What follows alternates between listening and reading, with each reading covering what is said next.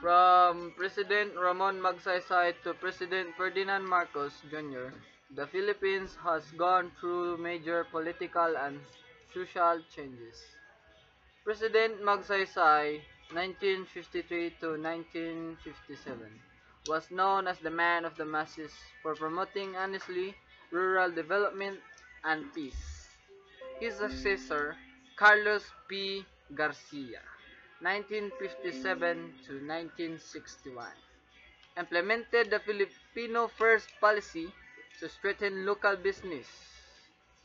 Diosdado Macapagal, 1961 to 1965, introduced land reform and moved Independence Day to June 12.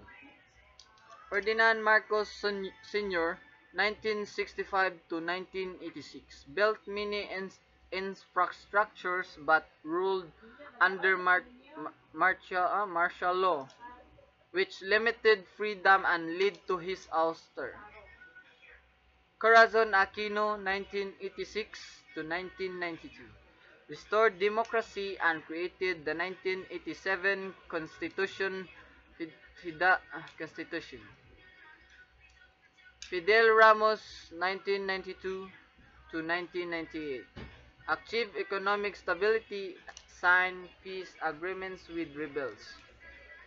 Joseph Estrada, 1998 to 2001, focused on helping the poor but removed due to corruption. Gloria Macapagal Arroyo, 2001 to 2010, improved the economy but faced controversies. Benigno Noynoy Aquino, 2010 to 2016, promoted transparency and won the South China Sea case.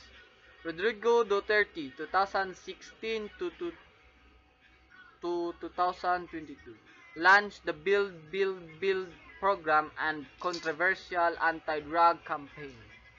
Today, Ferdinand Bongbong Marcos Jr., 2022 and 2025, focuses on today Bongbong Marcos Jr., 2022 to present, focuses on unity, agriculture, infrastructure, and renewable energy to continue national development. That's all. Thank you, sir.